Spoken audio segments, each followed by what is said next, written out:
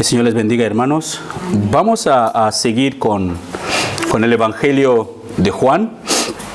Y hoy vamos a ver de versículo 15, Juan capítulo 4, de versículo 15 a 24. Vamos a parar en el 24. ¿Sabes? Como el domingo pasado estuvimos leyendo hasta el versículo 14, de 1 a 14. Y con el título, Un avivamiento en Samaria. Así que hoy es la segunda parte de un avivamiento en Samaria. Creo que aún en la pared tiene Juan capítulo 4, 1 a 14. Sí, pero es Juan capítulo 4, versículo 15 a 24. Juan 4, versículo 15 a 24. Juan 4, 15 a 24. Así que domingo pasado vimos Juan capítulo 4, 1 a 14, con Jesús llegando a un pueblo samaritano llamado Sicar, y vimos que Sicar significa falsedad. Y que Jesús llegó a esa ciudad llamada Sicar, y dicen las escrituras que era necesario que él pasara por Samaria. Así que era que Dios tenía un plan, un propósito para los samaritanos. Por eso que Jesús hubiera dado, vimos el mapa que vimos el domingo pasado, que Jesús podía haber dado bajar, porque Jerusalén está a una altura más alta, así que bajando a Jericó, hubiera cruzado el río Jordán y subía el río Jordán hacia el río de Galilea, y después cruzar ahí para entrar en su tierra natal. Pero él tomó la decisión de tomar la línea recta, que es pasando por Samaria, y no pasó a cualquier ciudad de Samaria, sino pasó a la ciudad de Sicar, que quiere decir falsedad. Así que hablamos también de que había una enemistad que existía entre los judíos y los samaritanos, y como los judíos no querían saber nada de los samaritanos, odiaban a los samaritanos, porque los samaritanos eran considerados mestizos, porque se habían casado con los asirios cuando los asirios dominaron cuando el reino de Israel se dividió en dos, el pueblo de Israel se dividió en dos reinos. Así que la parte norte estaba comprometido de cuatro. La parte norte, el reino norte tenía las 10 tribus de Israel, y el reino sur tenía solamente Judá y Benjamín. Así que los asirios habían conquistado la parte norte, Israel norte, y habían conquistado las 10 tribus, y se habían mezclado con ellos, y se habían casado los hombres se habían casado con las mujeres asirias, y las mujeres asirias se habían casado con los hombres, o viceversa. Así que había una mezcla, así que no eran judíos totalmente puros, no eran judíos 100% como los judíos que estaban en el sur, que formaban la tribu de Judá y la tribu de Benjamín. Eran odiados porque se habían mezclado. Así que Jesús estaba cansado en su caminar hacia Galilea, y pasó por Samaria. Cansado del camino, él tomó la decisión de sentarse cerca de un pozo a las afueras de la ciudad de Sicar. Y dice que el lugar donde se sentó había un pozo, y ese pozo en su tiempo había sido cavado por el patriarca Jacob en su tiempo. Así que, estando cansado, Jesús se sentó ahí y mandó a sus discípulos a la ciudad de Sicar para que vayan a buscar alimentos. Y él se quedó ahí esperando. Uno puede decir que Jesús no quería entrar o estaba... No, pero para mí, cuando leo la historia, veo una espera estratégica. Que Jesús intencionalmente esperó en este lugar porque Dios tenía un propósito para alguien en concreto, que era esta mujer. Así que llegó una mujer ahí en el pozo para recoger agua, y Jesús le pide un poco de agua, el que por favor dame de beber. Y la mujer, sorprendida de que cómo puede ser un hombre judío hablando conmigo, una samaritana. La mujer le cuestionó. Así que Jesús, en su conversación con la mujer, despertó curiosidad la curiosidad de la mujer, que lo leímos en el versículo 10 de Juan capítulo 4, versículo 10. Y Jesús le dice a la mujer: si tú conocieras el don de Dios, y quién es él que te dice dame de beber, tú le habrías pedido a él y él te hubiera dado agua viva. Así que Jesús despertó esta curiosidad en la mujer de quién es la persona con quien está hablando. Así que, ¿qué tiene esta persona para darme? ¿Qué es este tema de agua viva? Pero con esas declaraciones, pudimos también ver que Jesús despertó la curiosidad de la mujer en al menos 3 puntos. Despertó la curiosidad sobre quién era la persona de Jesús. Porque él dice, si tú conocieras el don de Dios, a veces significa Dios tiene un regalo para la persona, porque el don ahí significa regalo. Si tú supieras el regalo que Dios tiene, y dice, ¿y quién es él que te está hablando? Así que no solamente tú sabiendo el regalo de Dios que Dios tiene, pero si tú supieras con quién estás hablando. Así que eso levanta una curiosidad a la mujer. Y dice la mujer, tú me lo hubieras pedido a mí y yo te lo hubiera dado agua viva. Así que, ¿quién está hablando con ella? Dios tiene un don para las personas y la persona tiene algo que se llama agua viva. Así que esas curiosidades despertó Jesús en esa mujer que vino simplemente para recoger su agua.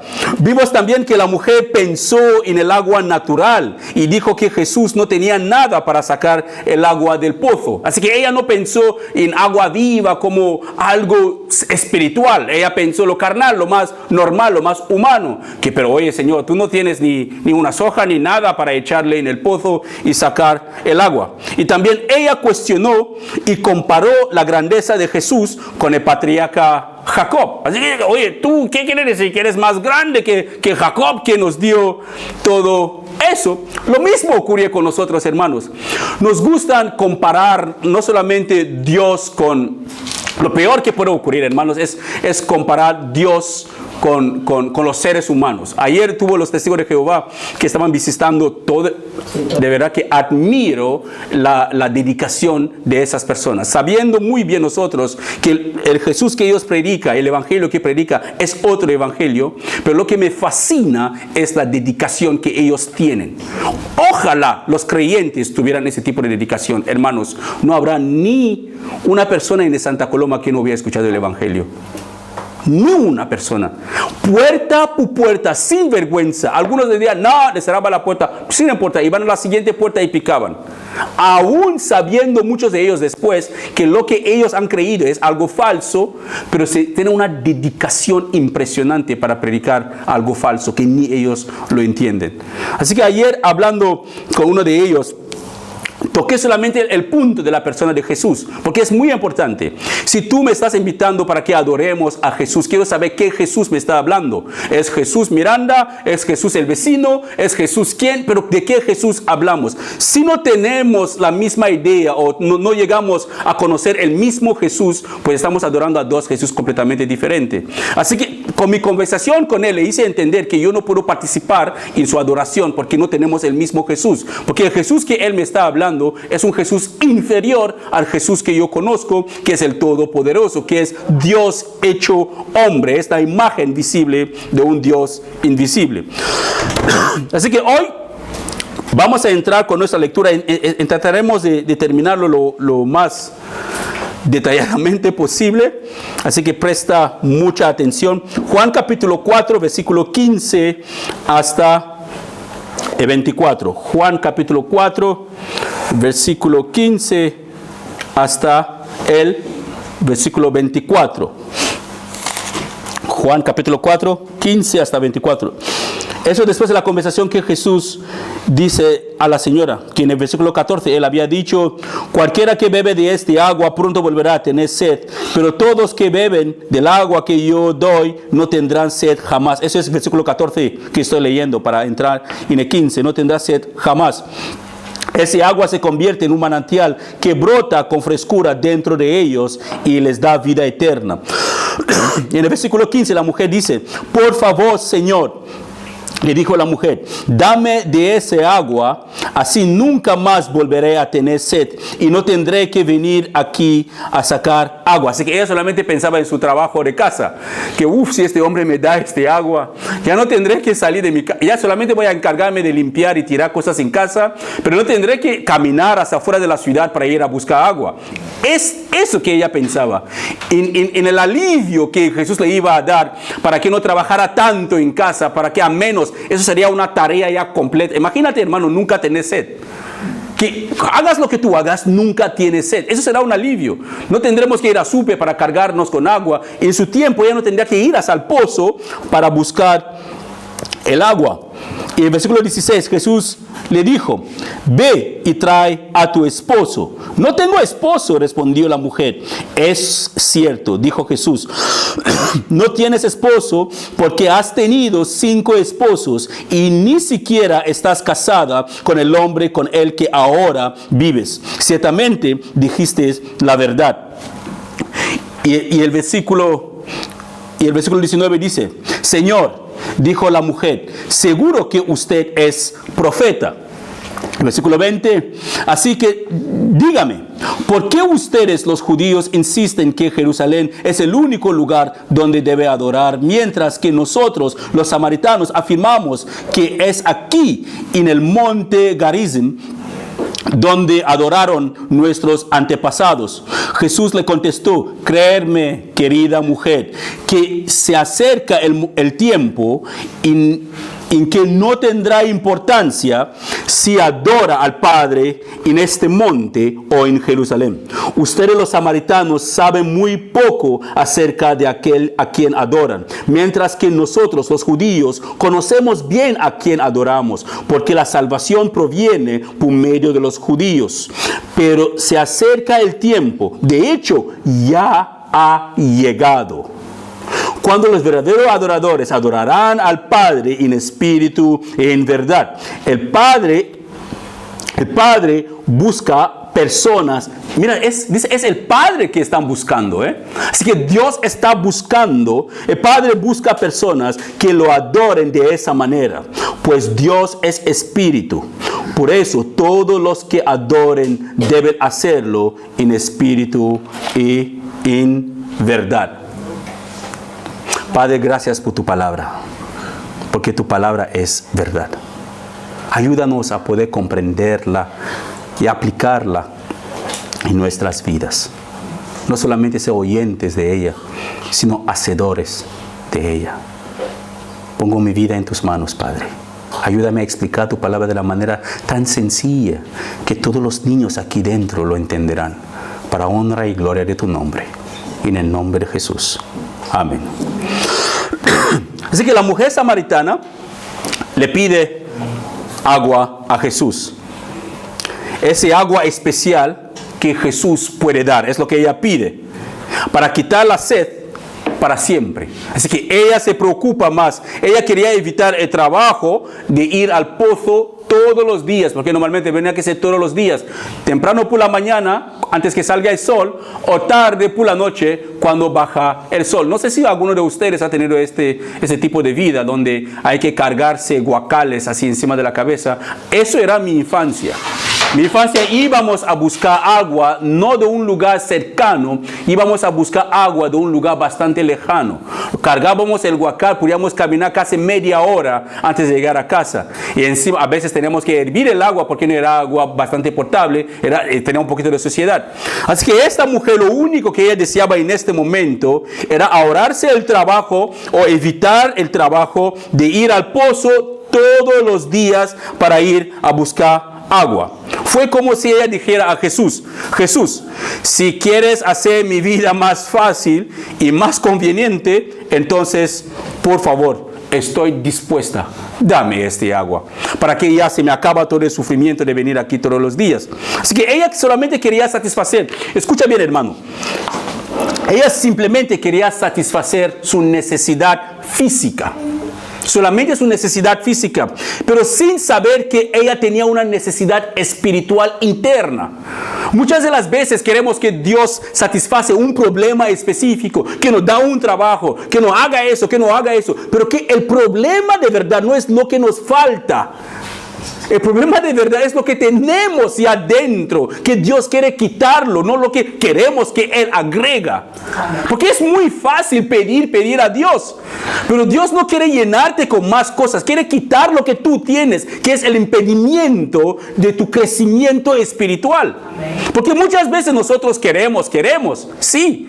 Pero hoy, hermanos, sentámonos un poquito por un momento, examinamos nuestras vidas, a examinar las cosas que ya tenemos. ¿Qué son esas cosas que ya tenemos que a Dios no le agrada? Tenemos que quitarlas. Esta mujer quería solamente satisfacer su necesidad física, pero ella, sin saber que ella tenía una necesidad grande espiritualmente, ella quería hacer su vida mucho más fácil. En otras palabras, ella quería usar los medios físicos para satisfacer una necesidad espiritual que ella ni sabía que tenía, pero la tenía. Así que por eso que mucha gente, para llenar sus vidas, se involucran con muchas actividades para sentirse realizadas, para sentirse completas, para sentirse satisfechas, sin saber que su alma está muriendo de sed de Dios. Muchas personas se meten en el yoga, se meten en el gimnasio, se meten en salidas, se meten en esto, en el otro, se meten en todo lo que puedes imaginar para estar siempre ocupado, siempre haciendo algo. Eso se siente realizado. Pero su alma está sediente de Dios. Su alma desea más de Dios. ¿Por qué? Porque ellos mismos lo ignoran. El hombre ha sido creado por Dios para tener comunión con Dios. No hay nada en este mundo que podemos usar para satisfacer esa necesidad de Dios. No hay nada. Solo Dios puede ocupar el lugar en nuestras vidas que le corresponde. Nada más. Así que por eso que mucha gente sigue haciendo lo que ellos hacen. Jesús apunta más en satisfacer la necesidad espiritual de esta mujer, porque en esa área, si la necesidad espiritual está completa, está suplida, ella podrá aprender a valorar la verdadera adoración a Dios. Escucha qué quiero decir con esto. Que si tenemos la necesidad espiritual suplida, las demás cosas a nuestro alrededor no son tan afanosas, no son tan deseosas, no son tan, si no tengo me muero. No, porque Dios nos completa totalmente. En Cristo el creyente está totalmente satisfecho y completo. Amén. En Cristo somos totalmente satisfechos y completos. Las demás cosas que el mundo ofrece no puede ocupar el lugar que Cristo tiene en nosotros. Por eso que Pablo dice, por el simple hecho de haber conocido a Cristo, cuando él mira todo lo que él conoció o todo lo que él tiene, lo considera basura. Basura. Un hombre que hablaba muchos idiomas, tenía mucho conocimiento, muy conocido, muy famoso, pero consideró todo lo que él tenía como basura por haber conocido a Cristo. Pero muchas veces queremos reemplazar a Cristo con otras cosas. Es como quitando una bombilla para poner, no sé, un bolígrafo en el lugar de la bombilla. No se puede hacer. Pero Jesús no le dice a la mujer que directamente qué es lo que ella debe hacer. Hermano, eso es una manera que el Señor nos está enseñando aquí cómo debemos evangelizar a la gente. También yo lo veo como una forma de evangelismo. Pero Jesús no le dice a la mujer qué debe hacer para recibir el agua que apaga la sed. Él no dice, vale, te voy a dar este agua, pero lo que tú tienes que hacer es eso. No, él no le dice nada, sino en el versículo 16, en Juan 4:16, él manda a la mujer a buscar a su esposo. Pero ¿qué tiene que ver su esposo con el agua que da vida? Uno se puede preguntar, pero ¿por qué no lo dio directamente el agua que da vida? ¿Por qué la manda otra vez a casa para buscar a su esposo? Algunos comentaristas dicen que es una manera formal de poder hablar de una cosa importante con una mujer en el tiempo de Jesús para que demostrar la importancia de lo que va a decir. Y yo no lo creo así. ¿Por qué? Porque si vemos la reacción en cadena después, es que Jesús solamente quería hablar con ella, no quería ni saber lo de su esposo, no quería ni que viniera su esposo. Había algo en ella que Jesús quería revelar antes de darle este agua viva.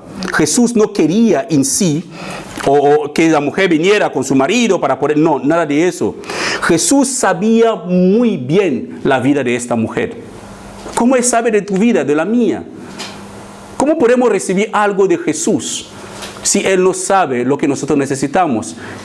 Él sabe exactamente lo que nosotros necesitamos y Él nos dará lo que nosotros necesitamos, no lo que nosotros queremos. La mujer quería agua que iba a saciar su sed, para que ella nunca más vaya al río o al pozo para recoger agua. Pero Jesús sabía que esta mujer necesitaba algo más que este agua físico. Por eso que le dijo, vaya a tu casa y busca a tu esposo. ¿Pero por qué? ¿Por qué no le dio el agua directamente? ¿Acaso Jesús no sabía la vida de esta mujer? ¿Acaso Jesús ignoraba que esta mujer no tenía esposo? No, Él lo sabía, porque Él mismo lo dice. Así que la mujer reconoce, en el versículo 17, ella reconoce que no tiene esposo. Claramente ella dice que no, es que no tengo esposo. ¿Y qué le dice Jesús? Jesús afirma que ella dice la verdad. Muchas de las veces pedimos cosas a Dios sin confesar las otras cosas que nosotros tenemos escondidas. Queremos que Dios nos da algo que queremos, pero Dios quiere quitarnos algo que tenemos. La mujer tenía algo en ella, su manera de vivir era una vida promiscua. Dios quería eliminarla de la promiscuidad primeramente, para darle la vida eterna.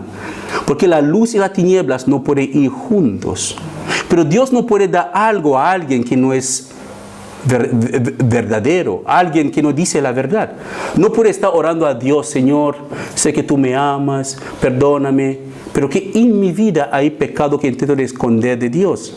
Si esta mujer hubiera dicho que sí, voy a buscar a mi esposa, ella estará mintiendo.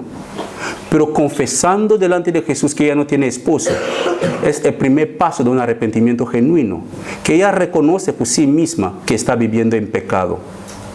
Y ahí, reconociendo, Jesús puede darle ahora lo que ella necesitaba, que ella no sabía. Es lo que yo veo en las Escrituras.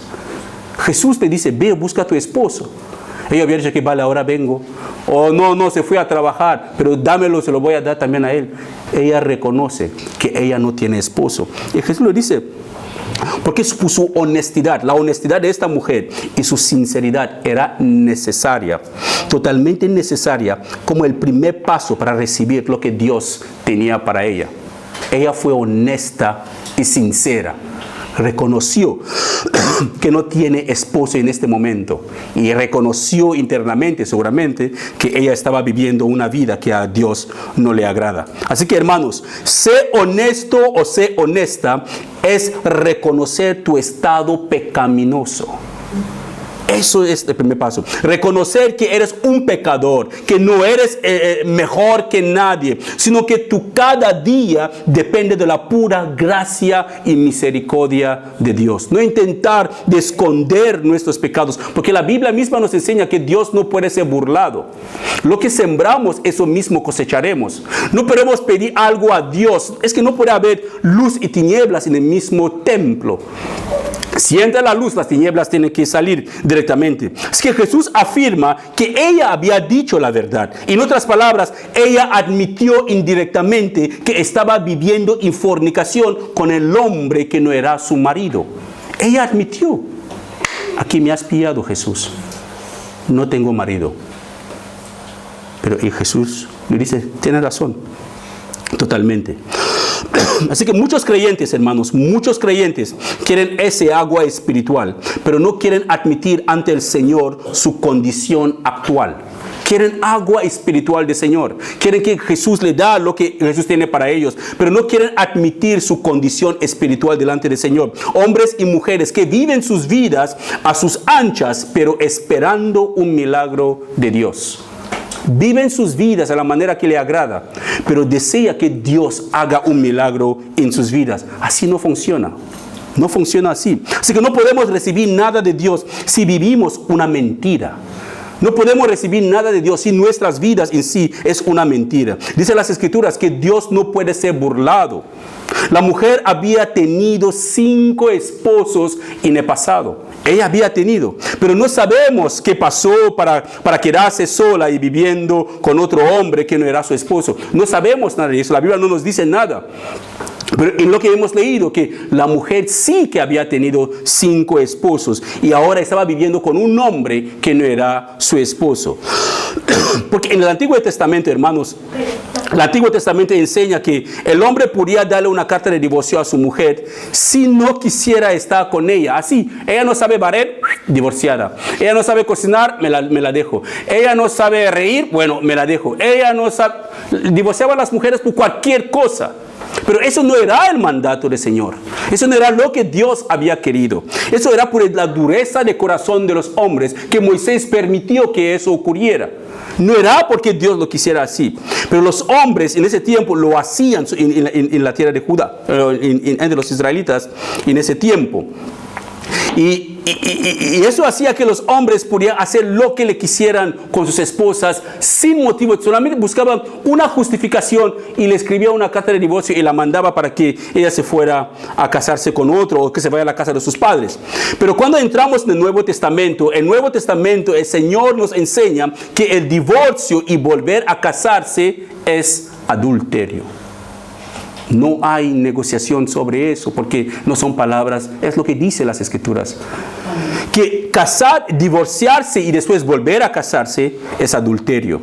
Es decir, un nuevo matrimonio después de un divorcio es pecado, es lo que enseñan las Escrituras. Por eso que no vamos a entrar en eso hoy, pero les voy a dejar unos pasajes que lo podéis leer después. Todo eso habla de nuevo matrimonio después de divorcio, o habla de divorcio en sí. Que el creyente, el que cree en el Señor, o las personas que se divorcian, después vuelven a casarse, eso es considerado como pecado delante del Señor. Tenemos a Lucas 16, 18, Romanos 7, 1 a 3, Mateo 19, 1 a 11, 1 Corintios 6, de 10 a 11, 1 Corintios 7, 39 a 40 y Malaquías 2, de 15 hasta 16. Todos esos pasajes, hermanos, si toman el tiempo después, lo podéis mirar. Todo hablan de divorcio y recasamiento y según las Escrituras. Así que Jesús le dice a la mujer que ella ha tenido 5 maridos en el pasado y ahora está viviendo con un hombre que no es su esposo. Así que este tipo de información, hermano, tan detallado de alguien que no te conoce, de verdad que te asusta un poquito. Imagínate que vas por la calle, encuentras a alguien que ni conoces, vas al súper y la persona empieza a narrarte toda tu vida, lo que tú habías hecho en el pasado y te dice con quién tú estás ahora. Eso te asusta, parece que es un agente de la policía. Hoy en día será un agente de la policía que te estaba investigando, pero en aquel tiempo no tenía ese tipo de información informática o reservada en alguna parte, ni cámara de seguridad o de vigilancia que vigilaba a la gente. No tenía nada de eso. Es que encontrado a alguien que te da ese tipo de información personal, hizo saltar las alarmas en la mujer. Y ella identificó que Jesús era como un profeta. Así que lo primero que vino es que debe ser profeta. Hoy en día habíamos dicho, debe ser de la policía. Así hubiéramos clasificado si fuera el día de hoy. Porque Jesús tenía información clasificada y personal de esta mujer. Y en su tiempo solamente un profeta puede tener ese tipo de información. O alguien que la conocía muy de cerca. Así que la mujer exclama, debe ser un profeta. Pero ella identificó a Jesús como un profeta. Pero de verdad es que Jesús es más que un profeta. Jesús es más que un profeta. No es el Isa que dicen los musulmanes, que es un profeta, que Allah mandó. No, Jesús, mi Señor, es más que un profeta. Él es más que eso. Él es Dios hecho hombre. Es la imagen visible de nuestro Dios invisible. Así que la mujer dice en el versículo 19, Señor, dijo la mujer, seguro que usted es profeta. Y ella decide aprovechar de la situación ahora. Así que ella identifica a Jesús como el profeta y decide aprovechar de la situación para acusar a los judíos de haber cambiado el lugar de adoración. Recuerda lo que vimos el domingo pasado, toda la historia de lo que había pasado cuando, por causa de Salomón, que Salomón se había casado con 700 mujeres paganas, que Dios había aborrecido, que Dios les había dicho a no hacerlo, y muchas de estas mujeres le llevaron a construir templos para adorar a sus dioses, a sus ídolos, y Salomón llegó a adorar a esos ídolos y Dios se enojó con Salomón, y Dios mandó un profeta para decirle a que iba a dividir el reino de Salomón, pero cuando Salomón muriera, y Dios levantó un joven, Jeroboam, que era uno de los jóvenes que era uno de los guerreros de Salomón, Dios le levantó, que en el tiempo dado Dios iba a dividir el reino de Israel. Y cuando el hijo de Salomón se hizo rey, Roboam, Dios decidió ahí entonces de separar Israel en dos reinos. El reino del norte con 10 tribus, el reino del sur con 2 tribus, que era Judá y Benjamín. Así que Roboam gobernaba el reino del norte y el hijo de Salomón, Roboam, gobernaba el sur. Y Dios hizo eso, dejó 2. Él mismo dice que él dejó esas 2 tribus por amor a David. Y Jesús viene de una de esas 2 tribus, de la tribu de Judá, seleccionado por Dios para cumplir un propósito que viene de la descendencia de David hasta el tiempo de Jesús. Así que cuando Dios eligió a David o eligió a Israel, no era para salvación. Dios eligió a Israel, era para cumplir un propósito, no era para salvación en sí. Cuando vimos el domingo pasado que cuando Dios dice a Jacob amé y a Esaú aborrecí, no está diciendo que Dios amaba más a Jacob para salvación y aborrecía a Esaú, no. Era porque Dios tomó la decisión de elegir al hermano menor para cumplir un propósito de salvación para toda la humanidad y decidió no elegir al hermano mayor. Así que la mujer identifica a Jesús como un profeta. Y ella aprovecha ahora para acusar a Jesús de que los judíos habían cambiado el lugar de adoración. Y en el versículo 20, la mujer le dice a Jesús: así que dime, ¿por qué ustedes los judíos insisten que Jerusalén es el único lugar donde se debe adorar, mientras que nosotros los samaritanos afirmamos que es aquí en el monte de Gerizim donde adoraron nuestros antepasados? Recuerda que Salomón había construido un templo en Jerusalén en su tiempo, y es en ese templo que Salomón había dedicado que Dios iba a ser adorado. Dios mismo, su presencia el día que Salomón dedicó ese templo, la presencia de Dios llenó el templo de tal manera que los sacerdotes no podían llevar su oficio, porque estaba lleno del humo de la gloria del Señor. Así que todo mundo adoraba en ese templo. Y los israelitas fuera de Israel, cuando ellos oraban, miraban la dirección hacia el templo, porque Salomón en su oración el día de dedicación del templo suplicó a Dios que cuando un israelita, sea donde sea en el mundo, mira hacia el templo y ora, oh Señor, escucha su oración. Así que el templo era muy importante para ellos. Pero como el reino se había dividido en 2, el reino del norte, ellos tuvieron su propio templo que habían construido en Samaria, y el reino del sur permanecían, que era Judá y Benjamín, siguieron adorando en Jerusalén. Así que vemos cómo la mujer está aquí insistiendo que ¿por qué vosotros los judíos decís que solamente en Jerusalén tenemos que ir a adorar? Por supuesto, era ahí donde estaba el templo. Así que como la capital del reino de Samaria, la capital del reino del norte era Samaria, y por haberse casado con los asirios empezaron a adorar a dioses asirios, dioses paganos. Pero el templo que el rey Salomón había construido para la adoración de Dios estaba en Jerusalén. Así que la capital del reino del sur era Jerusalén, y es ahí donde el templo de Dios estaba. Pero Jesús no entró en discusiones de genealogía o históricos y nada de eso. Pero Jesús, él no entró en nada de eso, sobre los motivos, por qué tener que adorar ahí, por qué había llegado. No, él no entró en todas esas discusiones que normalmente alguien, si se ve a los cristianos hoy en día, nos gustan luchar con personas que no creen lo mismo que nosotros. Queremos ganar el debate, hacemos preguntas, ¿se pierde la salvación o no se pierde? Preguntas así, no porque queremos aprender, pero simplemente queremos justificar que sabemos demasiado. Pero Jesús no entró en eso, para nada. Pero él le hizo entender una cosa a la mujer, que había llegado el momento que no habría necesidad de adorar a Dios en un templo, no importa dónde. Que el momento estaba llegando, que este lugar que nosotros llamamos iglesia no es una iglesia, hermanos. Ese es el lugar donde se reúne la iglesia. Porque vosotros y yo, todos nosotros somos la iglesia. Así que Dios no mora en esas 4 paredes.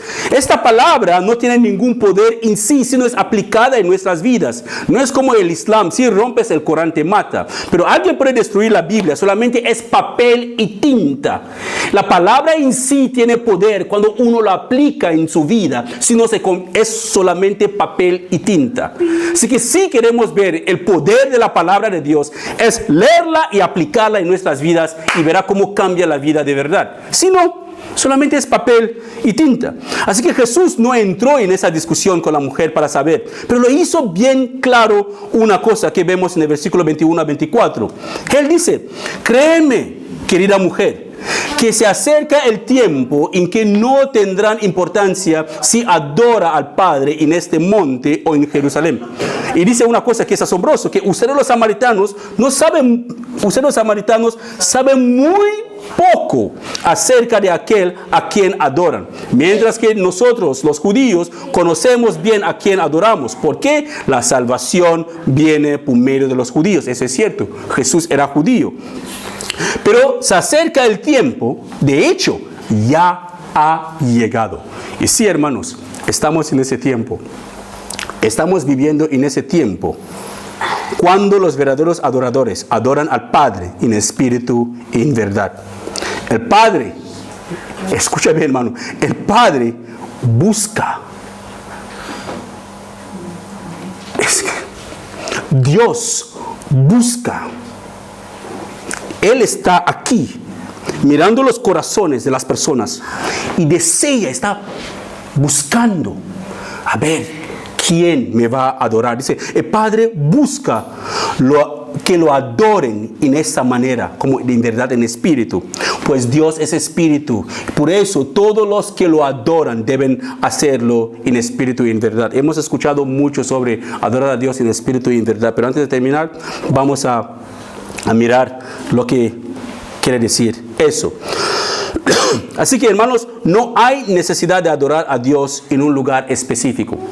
La iglesia, podemos salir e ir a la montaña y adorar a Dios ahí en la montaña. Dios está en todas partes. Él no vive en templos hechos de manos de hombres. Dios no vive en templos hechos de manos de hombres. Él vive solamente en templos que Él mismo construye. Él vive en usted, porque Él lo construyó. Él vive en mí. Él vive solamente en los templos que Él mismo ha construido. Es que la era del templo terminó después del sacrificio voluntario de Jesús en la cruz. Así que podemos ahora adorar a Dios en cualquier lugar. En cualquier lugar podemos adorar a Dios. Pero ojo, eso no quita la responsabilidad de que todo creyente verdadero debe formar parte de una iglesia local. Porque he escuchado a mucha gente decir que no tengo que ir a la iglesia. Sí, pero el local donde se adora no es la iglesia. Usted y los demás miembros de la congregación sois la iglesia. Así que es importante que todo creyente verdadero forma parte de una iglesia local.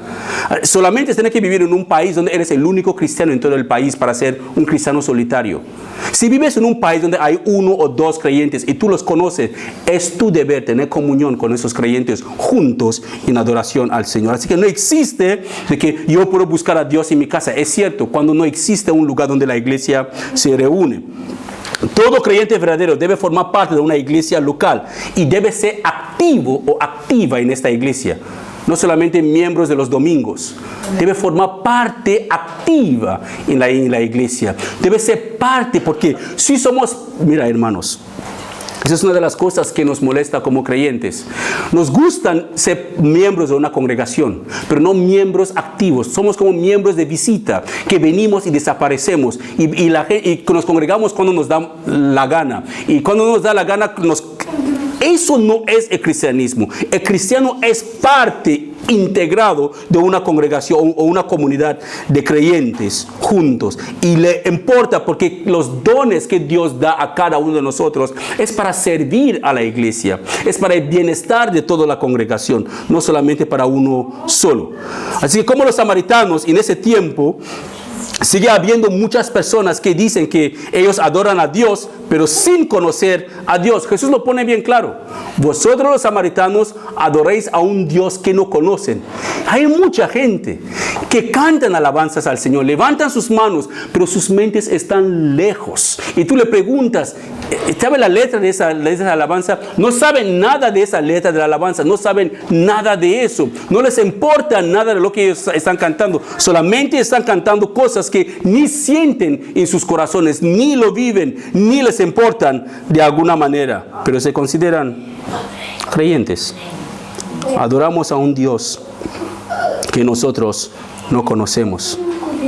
La gente no tiene ni idea de la palabra de Dios y cómo deben vivir la vida cristiana porque no estudian sus Biblias. Hermanos, ya no hay templo en Jerusalén, ni hay el templo en el monte de Gerizim donde los samaritanos adoraban. Ahora todo creyente es el templo del Espíritu Santo. Todo creyente es el templo de Dios. Nuestras vidas, la manera que la vivimos, debe reflejar que de verdad sí somos hijos de Dios, que nos somos convertidos a Él, hemos renunciado al mundo, estamos viviendo para Él. El creyente es luz, no es tinieblas. El creyente demuestra con su vida, no solamente con sus muchas palabras y versículos memorizados, no, es con su vida que de verdad se ha convertido. El creyente es uno que está dispuesto a sufrir para Cristo y seguir adelante, tomar su cruz todos los días y negarse a sí mismo y siguiendo a Jesús todos los días de su vida. Amén. Así que, hermanos, siendo el templo de Dios, debemos mantenernos espiritualmente limpios. Las cosas que vemos con nuestros ojos afectan nuestras almas, afectan nuestra manera de pensar, afecta nuestra manera de actuar. Eso no es obra de un creyente. Nuestro cuerpo es obra del Espíritu Santo. Nuestro cuerpo es el templo del Espíritu Santo. Y Él quiere hacer su obra y nosotros no tenemos que tener comunión ya más con el pecado. El creyente no vive en el pecado. Ciertamente que puede caer en una tentación, pero no vive en el pecado. Terminamos con esto, que hermanos, que Dios es espíritu. Y los que adoren a Dios lo hacen en espíritu y en verdad. Seguramente que habéis escuchado mucho de estas declaraciones, que Dios es espíritu, los que la adoran en espíritu y en verdad. Y que esos son los adoradores que el Padre está buscando, los únicos que de verdad que Dios apruebe, son personas que le adoren en espíritu y en verdad. No los muchos brincos y gritos que significa que estamos adorando a Dios. Pero ¿qué quiere decir? Apunta eso, hermanos. Pero ¿qué quiere decir adorar en espíritu y en verdad? ¿Qué quiere decir adorar en espíritu? Significa que, cuando dice que adorar en espíritu, significa que usted está preocupado con las realidades espirituales. No tanto con los lugares o con los sacrificios externos o purificaciones y los demás adornos. No, pero usted está preocupado con la realidad espiritual. ¿Cómo anda su vida espiritual? ¿Cómo anda en sí su relación con el Señor? ¿Quién está gobernando su propia vida? ¿Quién es el rey entronizado en su vida? Y cuando dice los que la adoren en verdad, significa que usted adora a Dios de acuerdo con el consejo de su palabra. Porque hay mucha gente, hay muchos versículos de la palabra que habla de la adoración, cómo la iglesia debe adorar a Dios. Pero cuando llega ese momento de cómo la iglesia adora a Dios, nosotros adoramos a Dios a nuestra manera. Y recuerda cuando estamos hablando sobre los dones del Espíritu Santo, hablamos de cómo los dones de profecía, de dones de hablar en lenguas. La Biblia no prohíbe nada de eso. Esos dones siguen vigentes, pero hay una manera correcta para poner en práctica esos dones y las escrituras. Es lo que nosotros como creyentes tenemos que practicar, tenemos que vivir conforme a lo que dice las escrituras sobre eso. Que cuando se habla de los dones de hablar en lenguas, tenemos que hablarlo en orden conforme a la manera que el Espíritu Santo dice en las escrituras. Que si una persona está hablando en lenguas en la iglesia, si no hay alguien para traducirlo, que la persona habla por sí misma, no que toda la iglesia se pone de pie y empiezan a gritar en lenguas. Si entra alguien, como dice las escrituras, pensarán que estamos todos locos. Y que si alguien profetiza, que debemos analizar la profecía, porque las profecías son para el fortalecimiento de la iglesia. Así que adorar en verdad significa que usted adora de acuerdo con todo el consejo de la palabra de Dios, especialmente a la luz de la revelación del Nuevo Testamento. También eso significa que usted se acerque a Dios en verdad, no pretendiendo o como una simple muestra de espiritualidad.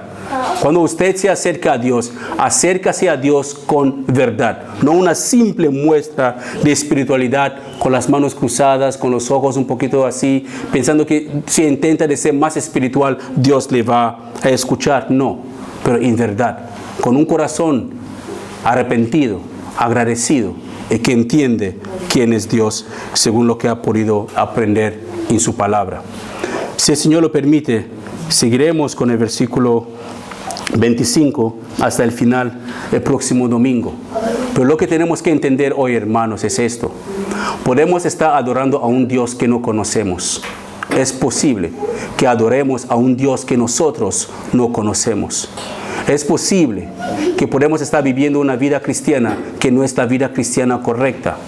Es tiempo de que analicemos nuestras vidas a la luz de la palabra de Dios y pedimos al Señor que nos da este agua viva, que nunca más tendremos sed espiritual, pero que llenará y nos dará más deseo y más deseo de Él todos los días de nuestras vidas.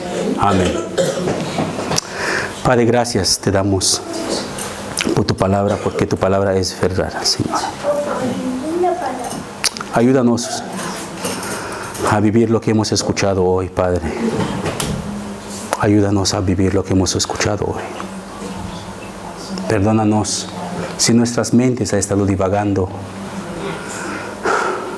pero que lo que hemos escuchado, Padre, podemos aplicarla en nuestras vidas con la ayuda de tu Espíritu, a llegar a conocerte, a tener ese lleno de este agua viva que el Señor Jesús nos da,